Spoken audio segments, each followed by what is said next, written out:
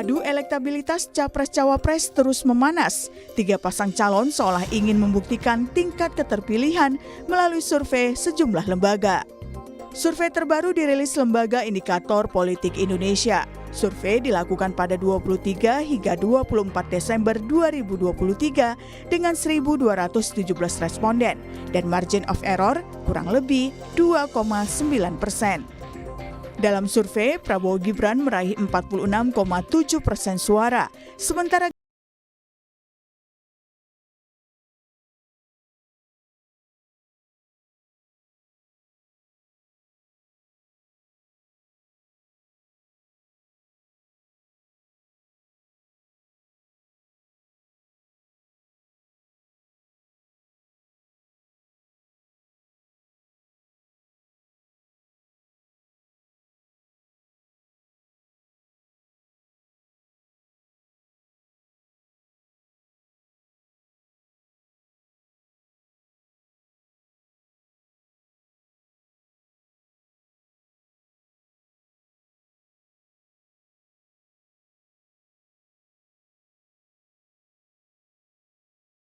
nya 75,2, yang belum mantapnya ada 24,8 ya.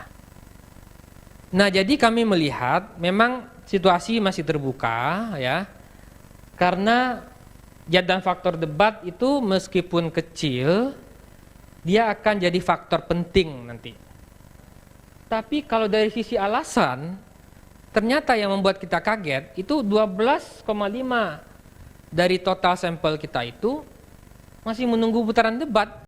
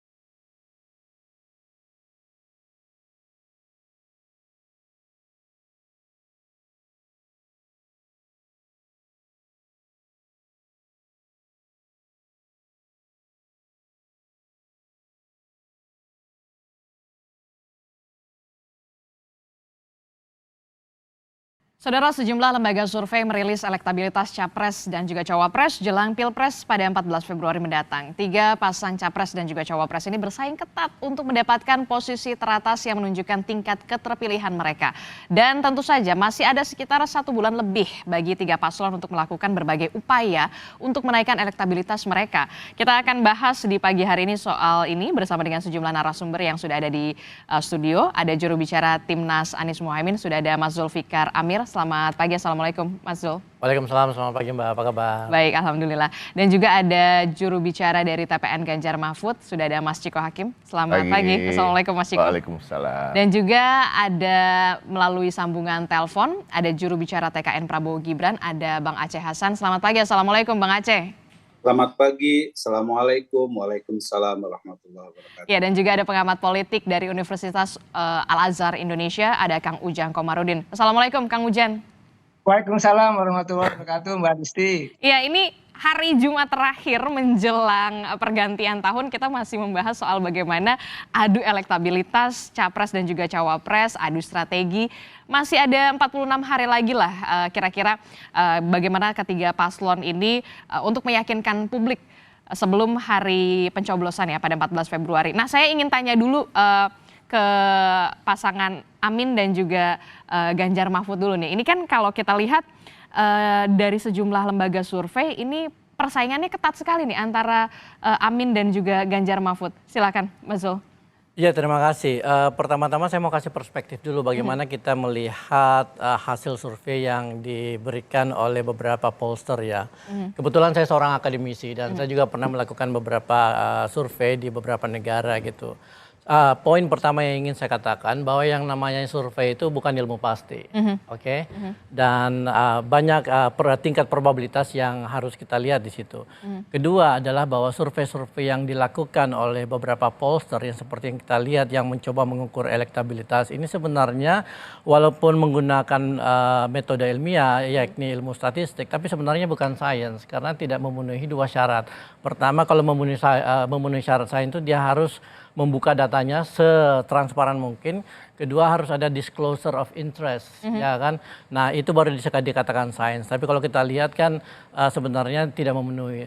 Tapi bukan berarti saya mengatakan bahwa hasil survei ini tidak valid. Ya, kita menjadikan hasil survei ini sebagai rujukan untuk memahami dinamika yang ada di masyarakat. Berarti bukan sebagai acuan satu-satunya Oh, gitu? bukan. Tetapi kita tidak perlu mengglorifikasi ini sebagai sebuah fakta yang valid, yang akurat ya. Tetapi sekedar rujukan tambahan untuk melihat dinamika yang terjadi di masyarakat. Karena kan hasil survei ini selalu dinamis kan.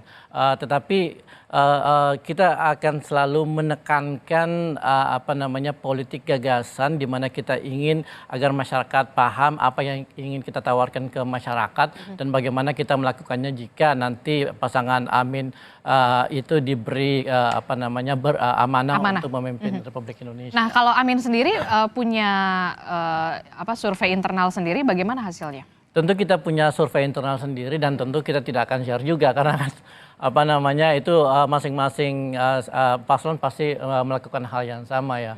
Tetapi bahwa kita melihat dinamika di masyarakat sebagai sesuatu yang menjadi rujukan kita untuk selalu melakukan kampanye, di dalam melakukan kampanye dan di dalam memberikan pemahaman masyarakat tentang apa yang akan kita lakukan untuk Republik ini. Mas Ciko, kalau tim Amin sendiri tidak menjadikan hasil survei ini sebagai acuan utama, kalau Ganjar Mahfud sendiri? Pastinya sama ya kira-kira, karena kan memang satu hal yang sering ada dipertanyakan kepada kami beberapa hari ini, apakah khawatir dengan hasil-hasil survei yang ada. Justru kami ingin balik bertanya tanpa ingin menafikan teman-teman lembaga survei ya. Dengan hasil-hasil surveinya itu kami ingin bertanya kepada asosiasi lembaga survei, apakah tidak khawatir dengan hasil-hasil survei yang ada karena rentang suara di antara satu survei dengan survei yang lain itu melebihi rentang margin of error. Margin of error itu kan artinya masyarakat umum juga harus tahu bahwa ketika melihat hasil survei ada berbagai macam angka di situ, salah satunya margin of error. Margin of error adalah toleransi kesalahan, tingkat toleransi kesalahan pada survei tersebut. Saya kasih contoh, misalnya Kompas toleransinya cukup tinggi ya, mereka Litbang Kompas itu 6 sekian persen kalau nggak salah. Tapi Kompas mensurvei Pak Ganjar itu di angka 16 atau 17% kalau nggak salah. Nah, tadi survei yang tadi disampaikan di layar kaca itu tadi kan 26% ke Pak Ganjar. Jadi kan sedangkan indikator ya kalau nggak salah ya. Nah, indikator ini margin of error-nya tidak sampai 3%.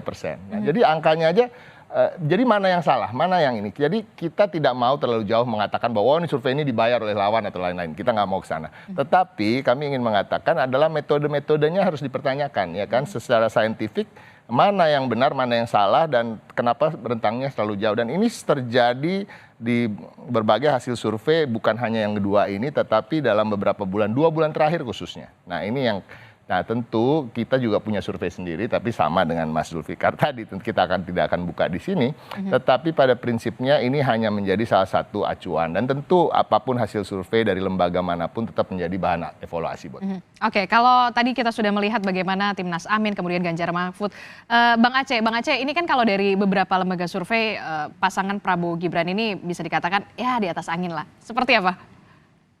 Ya, pertama tentu kita harus menyampaikan terima kasih ya kami kepada para lembaga survei tersebut yang telah melakukan riset, dan kami harus hormati hasil riset tersebut karena terus terang saja kami sangat terbantu dengan apa yang dilakukan oleh lembaga riset.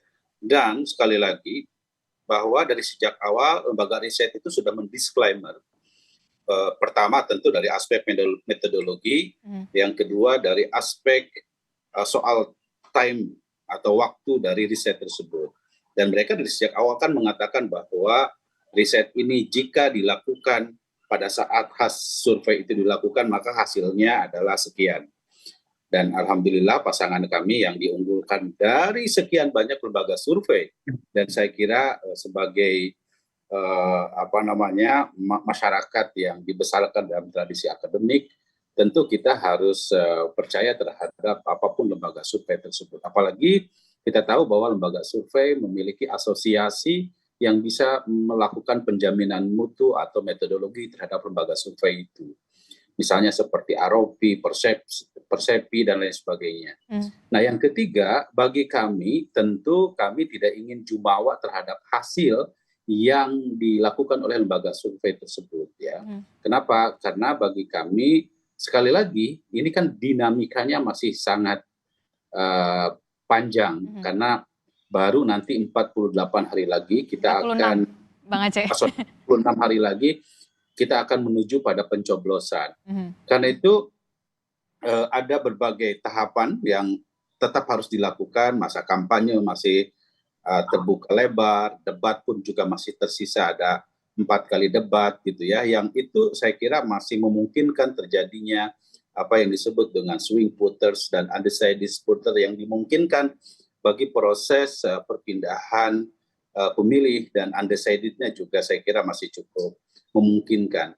Walaupun tentu sekali lagi kami terus menjaga tren kenaikan tersebut, karena alhamdulillah saya kira semua lembaga survei mengatakan bahwa pasangan kami adalah pasangan yang memiliki keunggulan, termasuk diantaranya adalah survei yang dilakukan oleh lembaga seperti Kompas, Litbang Kompas yang melakukan riset tersebut. Nah, yang terakhir misalnya indikator politik Indonesia juga sama demikian. Tapi cukup puaskah tim Prabowo Gibran dengan beberapa hasil dari lembaga survei ini? Kami harus lebih kerja keras lagi untuk bisa memastikan kemenangan, karena target kami ingin 1 putaran gitu ya.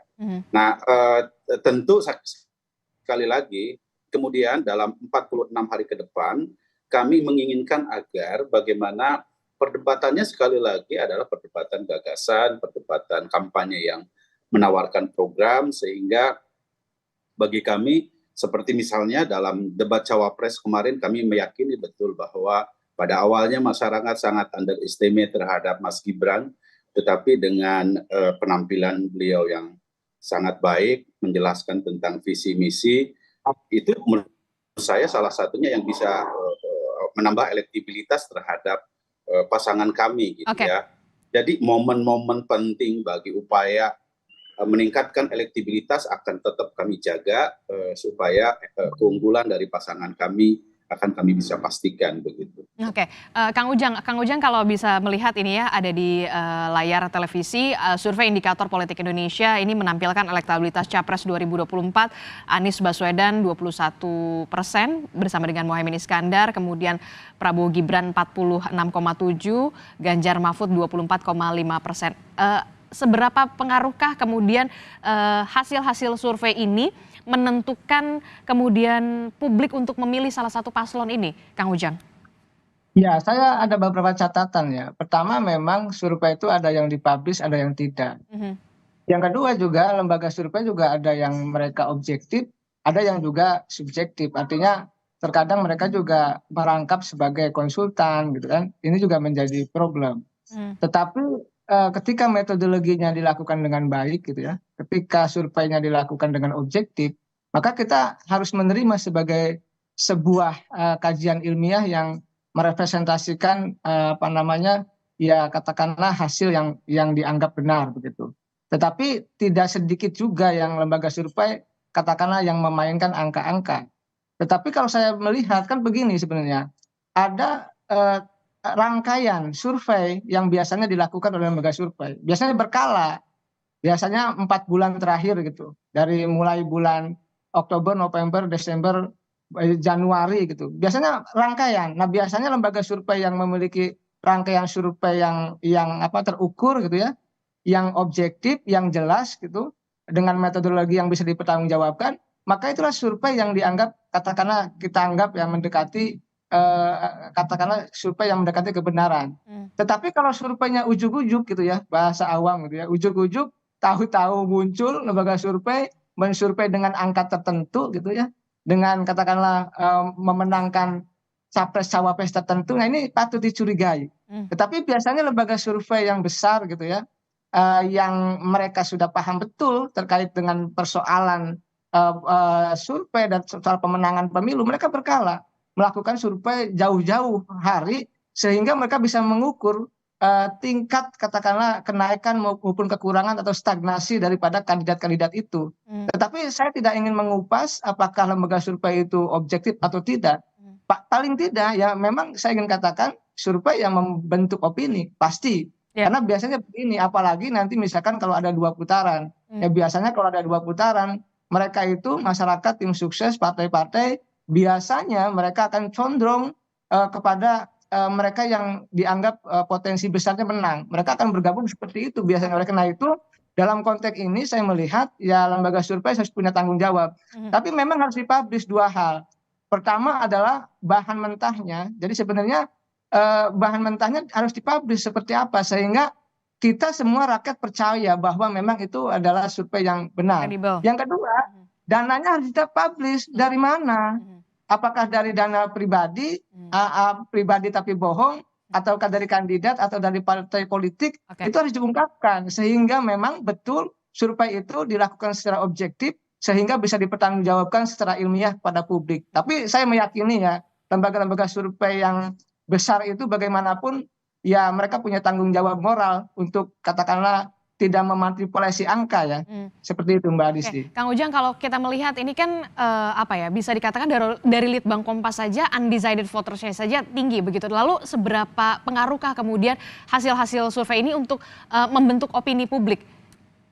Ya, saya sudah katakan juga ke Kompas TV ya, teman-teman media lain. Dari awal, sejak debat pertama, selalu ditanya ya, seberapa besar, seberapa efektifkah untuk menaikkan elektabilitas. Memang tidak ada ukuran, saya melihat ya, apakah besar atau kecil. Tapi saya mengatakan, besar atau kecil, sedikit banyak akan berpengaruh. Tetapi pengaruhnya tadi kepada swing voters, kepada undecided voters, ataupun mereka yang galau, yang belum yakin itu. Nah, debat itu menjadi instrumen atau bridging ya, jembatan, mereka akan menentukan. Makanya tadi di lembaga survei tertentu yang dipublish oleh Kompas tadi, ada 12% yang menunggu debat sampai akhir. Artinya debat ini menentukan membangun opini termasuk preferensi pemilih, tetapi pemilih yang masih galau tadi. Oke, saya ke Mas Zulfikar. Mas Zulfikar, ini kan masih sisa 46 hari, bukan waktu yang kemudian sebentar lah ya, tapi bisa dikatakan mepet juga begitu ya. Nah, strategi Amin sendiri bagaimana untuk kemudian membentuk narasi publik yang bisa dikatakan positif untuk merebut suara hati, terutama undecided voters? Betul, jadi sejak masa kampanye dimulai sebulan yang lalu, paslon Amin itu secara konsisten mendekati para voters khususnya di kalangan generasi milenial dan generasi Z, di mana kita menawarkan program-program yang akan menyelesaikan masalah mereka di kemudian hari. Solusi, ya kan, solusi misalnya soal perumahan, soal lapangan pekerjaan, lalu kemudian kesempatan untuk mendapatkan membangun karir, lalu kemudian penerapan prinsip-prinsip meritokratik, anti ordal dan sebagainya gitu ya. Jadi kita terus-menerus melakukan kampanye di segmen-segmen populasi yang menurut kita itu sangat kritis untuk kemenangan paslon Amin. Kalau untuk Bang Aceh sendiri, untuk Prabowo Gibran seperti apa? Kalau ini kita melihat sisa 46 hari lagi, Bang Aceh, kalau misalkan tim Amin ini sendiri menawarkan solusi kepada Gen Z, kemudian milenial begitu ya. Nah, kalau pasangan Prabowo Gibran sendiri seperti apa? Ya, tentu kita tahu bahwa tadi yang disebut generasi Gen Z maupun generasi milenial itu memiliki presentasi yang cukup besar sebagai pemilih baru, dan saya yakin Mas Gibran menjadi representasi dari generasi Z dan generasi milenial yang dapat mendongkrak. Yang kedua, tentu kita tahu bahwa dukungan partai politik dari pasangan Prabowo Gibran juga cukup besar. Kami akan dorong bagaimana kekuatan mesin partai bisa terus mendongkrak elektabilitas. Dan yang ketiga, tentu yang tadi disampaikan di awal oleh kami, bahwa kami akan memanfaatkan momen-momen di mana debat capres, debat cawapres yang masih tersisa ini untuk menawarkan gagasan. Di samping tentu kami akan memanfaatkan pada 1 bulan terakhir ini untuk turun ke masyarakat ya, tidak hanya capresnya juga cawapresnya, untuk bisa memastikan bahwa kantong-kantong di mana kami memiliki elektabilitas yang kurang optimal, kami ingin optimalkan ya. Dan kami optimis bahwa dengan cara begitu kami bisa mendulang suara sehingga target kami untuk 1 putaran bisa kami capai begitu. Tapi tentu sekali lagi ini masih dinamis, kami menekankan kepada tim pun untuk jangan jumawa, tebarkan kebaikan, ajak kepada masyarakat untuk menawarkan program-program unggulan kami sehingga masyarakat tertarik untuk dapat bersama kami menjadikan Indonesia maju di tahun 2045. Jadi intinya bahwa kami sekali lagi menekankan untuk melakukan aksi-aksi simpatik daripada menyerang paslon yang lain. Itu saya kira itu prinsip yang kami lakukan. Oke, Mas Ciko. Ya, salah satu strateginya adalah menyerang paslonnya Mas Aceh ya, bercanda Mas Aceh. Jadi strateginya tentu satu ya, apa yang menjadi core daripada perjuangan Pak Ganjar dan Pak Mahfud adalah kedekatan kami kepada rakyat, keberpihakan kami kepada rakyat. Jadi kalau kita bicara presentasi, oke, Gen Z dan Gen milenial memang mengambil porsi yang begitu besar. Tapi kalau kita bicara soal profesi, petani, UMKM maupun nelayan juga mengambil porsi yang hampir sama dengan jumlah Gen Z dan Gen milenial. Ya, disitulah juga concern-concernnya pun ada yang sama. Satu, tentang lapangan pekerjaan. Kalau kita bicara petani, tentu dia memikirkan lapangan pekerjaan buat anaknya yang tidak serta-merta harus menjadi petani juga. Nelayan juga begitu. Harga kebutuhan bahan pokok misalnya. Nah, hal-hal seperti itulah yang menjadi concern kami dan itu yang akan kami terus galakan, gencarkan, mensosialisasikan visi misi kami di sana. Semua visi misi kami itu berkaitan dengan rakyat. Ketika kita bicara ekonomi baru pun seperti digital ekonomi gitu misalnya, itu juga terkait dengan UMKM. Kita bicara dengan ekonomi biru itu terkait dengan meningkatkan harkat kesejahteraan nelayan, dan itu yang menjadi concern kami. Dan satu hal lagi bahwa kami juga akan terus menggencarkan capres dan cawapres kami untuk turun ke bawah, tidak hanya relawan maupun caleg-caleg. Nah, jadi langsung belusukan begitu maksudnya? Langsung belusukan, dan ini juga yang cukup aneh buat kami melihat hasil-hasil survei, karena Pak Ganjar sendiri adalah yang kami lihat dibanding dengan paslon lain yang paling sering turun ke bawah, bahkan sampai nginep ke rumah warga. Jadi ini indikator-indikatornya juga menarik, kenapa Pak Prabowo dan Pak Gibran bisa begitu tinggi. Nah, itu perlu dilihat dari mana ya kan, apakah dari rekam jejak tentang pelanggaran HAM, apakah dari aksi nepotisme di MK-MK. Nah, ini yang menjadi perhatian kami, dan kami berharap juga masyarakat tidak begitu saja menelan mentah-mentah hasil survei yang ada dan bisa menilai dengan baik dan objektif. Tapi kalau timnya Ganjar Mahfud sendiri punya survei internal sendiri? Pasti, dan tidak hanya satu. Dan tapi tidak dipublish juga? Tidak dipublish, cuma memang hasilnya berbeda. Bahkan ada di mana kami tetap nomor 1 ya, tapi lalu nomor 1 tapi ya? Bang Zul ini di atasnya Pak Prabowo Gibran, ada juga yang begitu gitu. Jadi ini kan menarik. Tapi kembali lagi, even hasil survei yang di internal kami itu juga tidak menjadi acuan utama bagi kami. Jadi acuan utama kami adalah tetap jabat tangan dengan warga, menyampaikan apa yang warga inginkan, menyerap aspirasi mereka dan lain-lain. Kita akan lihat bagaimana kemudian masih ada 46 hari lagi, begitu apalagi nanti pekan depan juga akan ada debat capres. Ini juga bisa dikatakan ya sedikit berpengaruh atau tidak, nanti kita akan tanya ke Kang Ujang sendiri. Termasuk juga tadi Bang Aceh sudah melontarkan bagaimana 1 putaran. Waduh, ini luar biasa ya, yakin, optimis, tetap harus diutamakan ya. Tapi jangan dijawab dulu, kita akan jeda sejenak, tetaplah bersama kami di Sapa Indonesia Pagi. Terima kasih Anda masih bersama kami di Sapa Indonesia Pagi. Saudara, masih melanjutkan pembicaraan kita yang ya udahlah santai aja lah, ini hari Jumat ya kan. Sebentar lagi mau malam pergantian tahun, tapi juga kita masih tetap fokus bagaimana 3 paslon ini adu strategi, adu elektabilitas. 46 hari ini bukan waktu yang sebentar ya. Nah, kalau tadi saya sudah mendengar Bang Aceh ini sudah menarasikan soal 1 putaran, yakin betul sepertinya Bang Aceh? Ya, harus yakin dong. Karena kan kita ingin bahwa kalau 1 putaran tentu membuat pemilu ini menjadi lebih efisien ya. Karena tidak sedikit uang yang harus dikeluarkan anggaran negara untuk kepentingan pemilu. Termasuk biaya politik ya?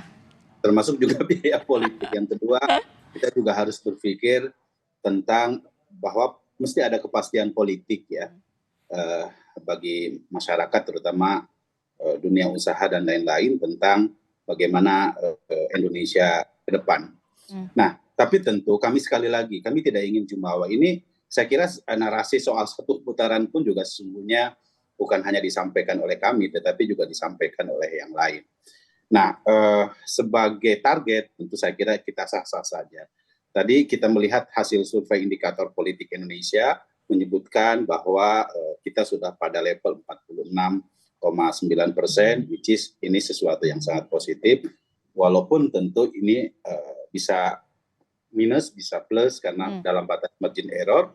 Namun ya tentu kami masih harus genjot, ya kami upayakan agar tren kenaikan, kita kan melihat survei ini kan harus dilihat dari trennya, kecenderungannya, dan masih 46 hari lagi ke depan, apapun bisa terjadi, tentu kami menahan agar tren yang positif ini harus kita dorong sedemikian rupa dengan sekali lagi menawarkan program-program yang memang bisa menyentuh hati masyarakat.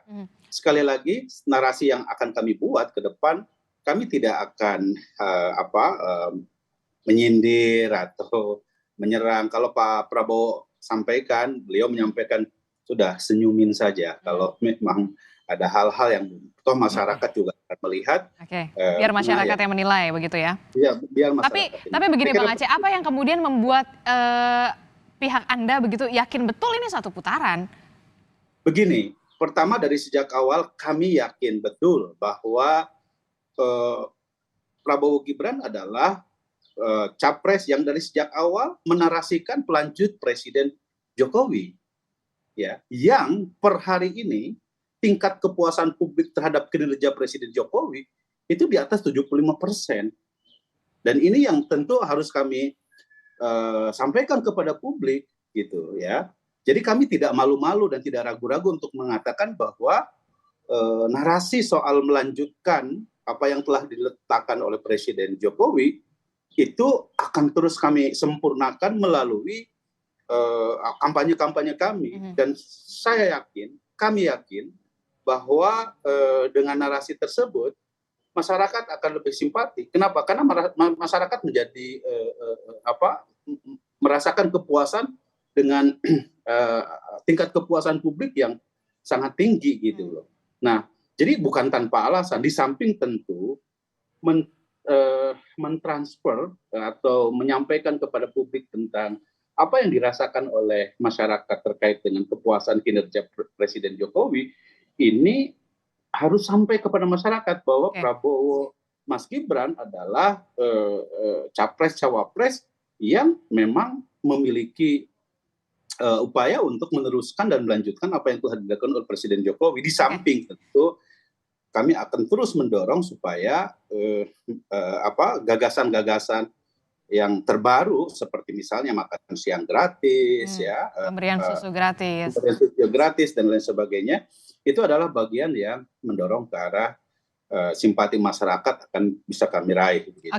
Oke, Mas Zul, yang mengusung perubahan kalau mengusung melanjutkan ya ini narasinya yakin betul bisa bisa dikatakan laku lah di publik. Nah, kalau yang mengusung perubahan sendiri bagaimana? Ya, jadi ada dua aspek atau dua faktor yang membuat saya berpikir bahwa narasi satu putaran ini adalah narasi yang kurang masuk akal gitu ya. Kenapa tidak masuk akal?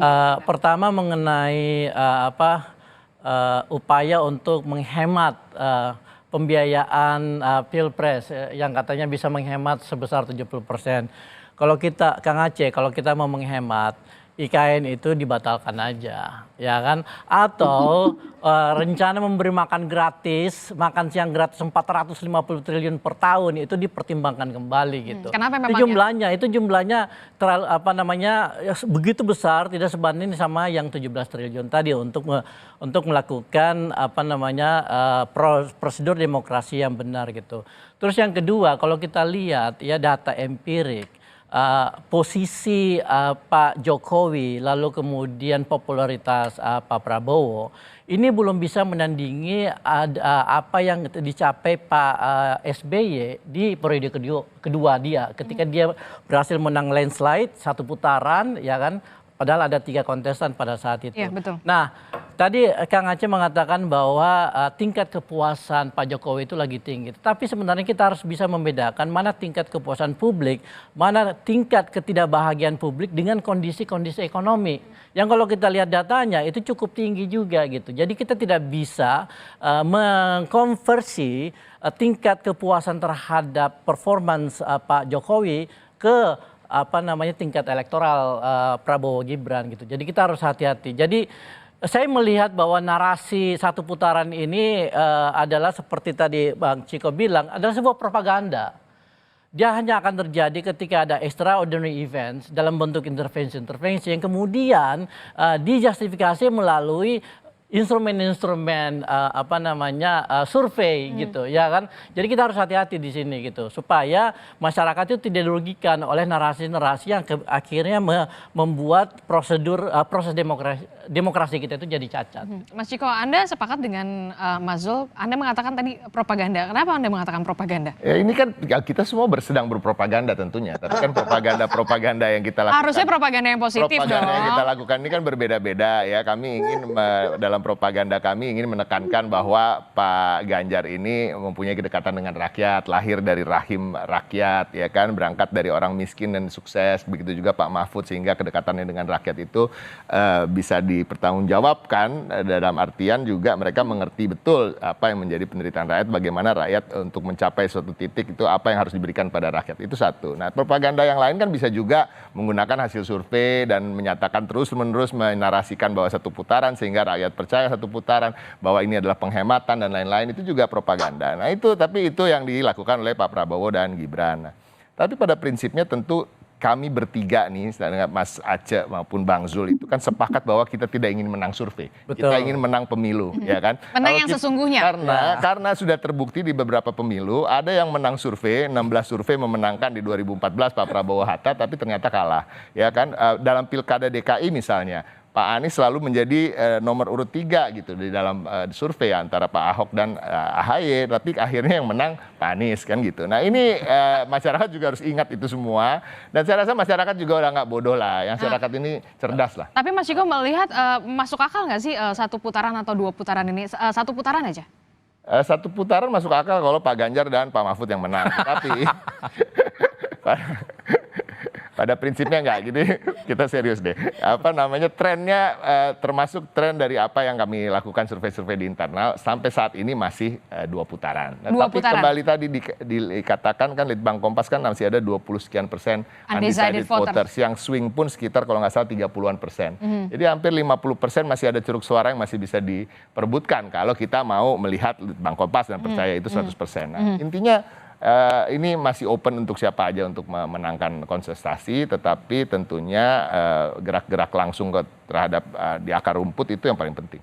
Oke, Kang Ujang, kalau ini yang di studio sepakat sekali tampaknya ya, satu pandangan soal kemungkinan untuk satu putaran ini bisa dikatakan kecil begitu, 2 putaran. Nah, kalau Kang Ujang sendiri memandangnya seperti apa? Debat nanti kemudian tanggal 7 Januari apakah akan sedikit banyak berpengaruh atau seperti apa untuk undecided voters? Ya, pertama tentu 2 putaran agak berat ya.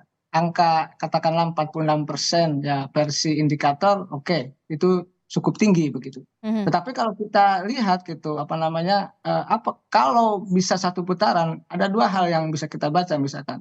Satu, ada faktor non-elektoral.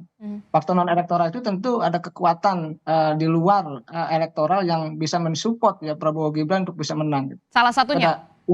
Ada infrastruktur negara yang digunakan katakanlah untuk pemenangan, itu bisa. Itu bisa satu putaran kalau itu dilakukan gitu. Dan dalam sejarah politik kita itu mungkin dilakukan dan kita punya pengalaman itu, tentu kita tidak bisa bicarakan di sini.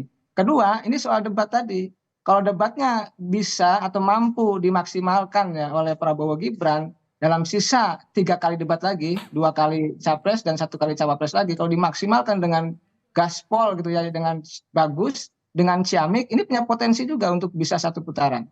Tetapi dari dulu saya mengatakan kalau 3 paslon gitu ya, kemungkinan besar ya tadi 2 putaran itu. Kenapa? Karena berat untuk satu putaran. Tapi tadi ada kondisi di mana kalau ada katakanlah infrastruktur negara yang bermain, misalkan mungkin karena di politik serba mungkin itu terjadi dan dalam konteks politik belakang layar. Dan satu lagi tadi dalam konteks yang kenyataannya bagaimana sebenarnya Gibran dan Prabowo atau Prabowo Gibran memaksimalkan debat menjadi instrumen, menjadi jembatan bridging untuk tadi menaikkan elektabilitas, dan itu sangat mungkin untuk mengambil ceruk suara yang mereka masih galau. Itu yang harus diyakinkan kepada publik. Kenapa misalkan harus memilih Prabowo Gibran? Itu yang harus dilakukan dan diyakinkan oleh Kang Aceh dan tim sukses lainnya. Begitu, Mbak Adisti. Oke, Bang Aceh. Ya. Anda melihatnya seperti apa? Apakah mungkin kemudian penampilan debat dari kemarin Cawapres, kemudian nanti tanggal 7 Januari, kalau memang benar-benar gaspol ini bisa jadi satu putaran, kalau Ya, kata Kang Ujang? Iya, itu yang akan kami maksimalkan tentu. Apalagi misalnya debat yang ketiga itu Prabowo banget lah, gitu ya. Soal pertahanan, soal hubungan luar negeri, yang memang selama ini Pak Prabowo core-nya di situ sebagai seorang Menteri Pertahanan, sebagai seorang ahli geostrategi dan geopolitik, begitu ya. Jadi kami sangat yakin. Tapi tentu kita tidak boleh underestimate terhadap pasangan yang lain ya, karena bagaimanapun bagi kami momen seperti debat yang kedua, ketiga, keempat, kelima dan seterusnya itu memiliki makna yang sangat penting, karena kita tahu bahwa masyarakat pasti, terutama masyarakat yang undecided, seperti tadi survei CSIS mengatakan bahwa 12% masyarakat masih menunggu preferensinya dari debat gitu ya, dan saya kira itu sesuatu yang sangat positif bagi demokrasi kita, karena masyarakat berdebatnya itu ya soal gagasan gitu, dan karena itu maka kami akan maksimalkan itu semua gitu, dengan di samping tentu kami akan memperkuat ya sisa waktu 46 hari ke depan tadi yang seperti saya tawarkan, kita menebarkan kebaikan, kita mengajak kepada kebaikan dengan cara menawarkan hal-hal yang positif dari visi misi kami. Oke, Mas Ciko kayaknya udah nggak sabar nih mau menanggapi, katanya debat ketiga ini debatnya Prabowo banget. Atau bisa juga karena beliau sedang menjabat di sebagai Menteri Pertahanan dan juga dianggap ahli dalam segala bidang itu, bisa juga malah berbalik, ini Prabowo nggak banget nih gitu, ternyata di dalam bidang ini kan gitu ya. Nah, kita kan bisa lihat nanti soal rekam jejak ya selama menjadi Menteri Pertahanan, apa yang sudah dicapai, apa yang tidak dicapai, kegagalan apa ya kan. Kita bicara soal pasti ada hubungannya lah dengan kegagalannya dia di food estate ya kan. Kita bicara soal hutang alutsista yang terus naik ya kan, di mana juga padahal beliau ingin menjadi presiden di periode ke depan tapi masih sempat-sempatnya naik utang alutsista, sementara jadi presiden ingin program-program yang luar biasa seperti makan gratis 400 sekian triliun. Ini kan juga akan menjadi pertanyaan nanti. Jadi bisa menjadi panggungnya Pak Prabowo atau sebaliknya. Nah, kalau kita bicara soal apakah ini bisa jadi panggungnya Pak Anies maupun Pak Ganjar, bisa aja, karena Pak Anies maupun Pak Ganjar itu kan sama-sama politisi yang serius dalam mengemban profesinya mereka. Artinya orang-orang yang serius dalam satu bidang itu pasti adalah pembelajar. Nah, pembelajar ini kan justru mengikuti apa yang terjadi sekarang-sekarang ini. Sorry to say, Pak Prabowo ini ketika kita bicara tahun 80, tahun 90-an adalah seorang pembelajar dan orang yang cerdas dan lain-lain. Tapi dia selalu lama sudah jadi bos nih. Orang kalau udah lama jadi bos, sudah jadi lama dalam pucuk pimpinan tertentu, proses pembelajaran itu berhenti. Bahkan cenderung untuk tidak mau mendengarkan orang lain. Jangan-jangan geopolitik yang dia pahami itu geopolitik tahun 90-an gitu misalnya. Tapi ini yang kita bisa lihat nanti di debat. Tapi Pak Ganjar dapat bocoran nggak sih? Karena kan kita tahu Pak Mahfud juga dulunya sempat menjabat sebagai Menteri Pertahanan juga. Betul, pastinya dong. Pastinya ada diskusi-diskusi untuk mempersiapkan diri sebelum debat. Gitu kan, diskusi-diskusi dengan teman-teman di TPN yang juga punya latar background militer atau background di kepolisian. Juga ada Prof Mahfud, ya kan. Banyak sekali lah kita punya teman-teman yang juga Pak Andi Wijayanto misalnya, dia mantan gubernur Lemhanas gitu kan. Jadi hal-hal ini itu dibicarakan.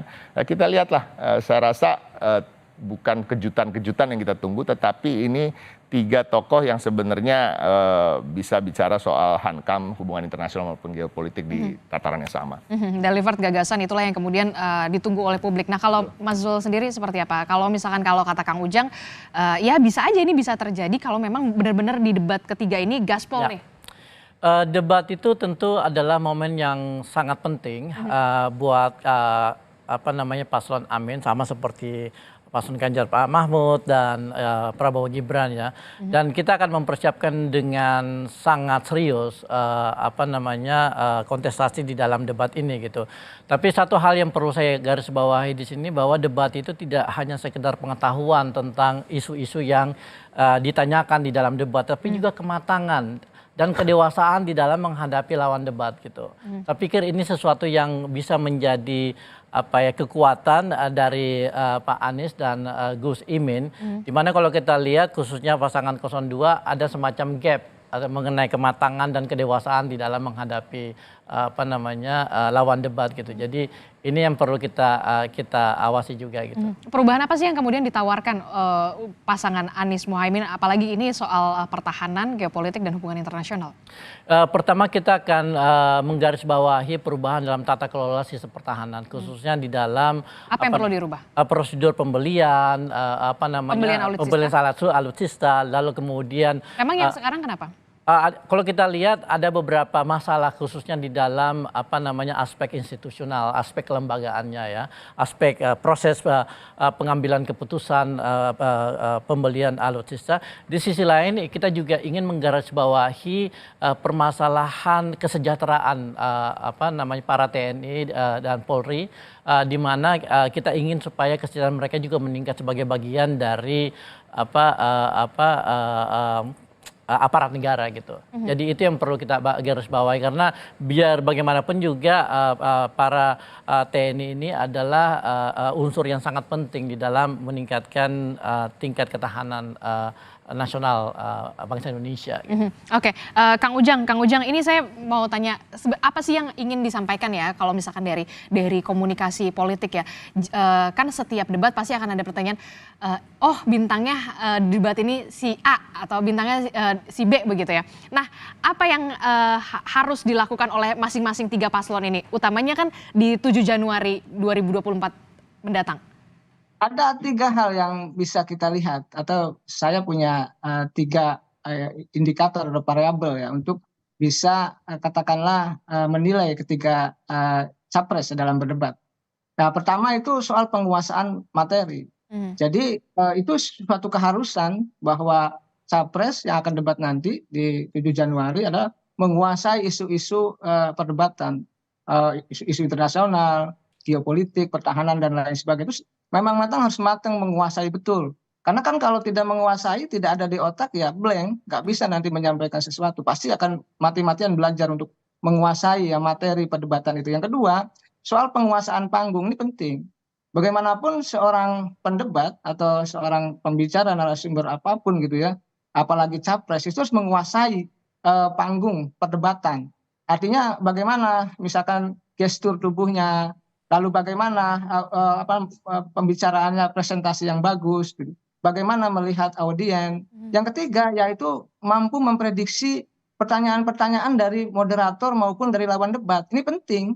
Kan biasanya sudah mendeteksi itu, sudah punya insting. Wah, pertanyaannya dari Pak Anies itu kemana nih kira-kira arahnya? Atau dari Pak Ganjar itu kemana? Lalu dari Pak Prabowo kemana? Itu biasanya ditebak itu oleh para tim sukses itu bahwa pertanyaannya ke sini nih arahnya kemungkinan. Kan melihat kan biasanya pertanyaan itu mengarah pada sisi lemah atau sisi kekurangan dari capres yang ada. Itu pasti masuk ke situ. Oleh karena itu ya 3 hal itu yang bisa saya sampaikan untuk melihat, mengukur ya bagaimana capres ketika debat nanti tadi bagus atau tidak dilihat oleh publik. Oke, kalau pasti kan setiap debat ini kita melihat ada saling sanggah, kemudian ada saling bertanya begitu, termasuk juga siapa yang kemudian bertahan begitu. Nah, seberapa pengaruhkah kemudian hal-hal semacam ini mempengaruhi elektabilitas dari capres dan juga cawapres ini? Ya, kita nih sebagai penonton lah katakanlah itu melihat dari tentu yang pertama adalah soal intonasi ya, soal suara. Yang kedua soal apa yang disampaikan, isinya, kontennya itu nyambung tidak, sesuai fakta, data dan tidak. Yang ketiga itu menarik atau tidak. Ini penting. Memang publik menilai subjektif, pasti semua pendukung masing-masing bahwa setiap capres jagonya, setiap cawapres jagonya ketika debat. Tetapi ada ukuran-ukuran yang tadi yang bisa kita nilai secara nyata ya ketika beliau-beliau tampil di televisi dalam berdebat. Jadi ada ukuran itu. Jadi ukurannya ya bagaimana mereka secara baik menyampaikan dengan retorika yang pas, dengan data yang pas, dengan penyampaian yang baik. Sehingga memang kita semua rakyat Indonesia terhibur dan memang ada raw, ada data-data yang disampaikan, ada fakta yang disampaikan dan memang itu menjadi sebuah tadi ide gagasan yang bagus, yang baik. Bahkan kalau bisa ada gagasan yang orisinil yang disampaikan oleh para kandidat capres yang akan berdebat di 7 Januari nanti.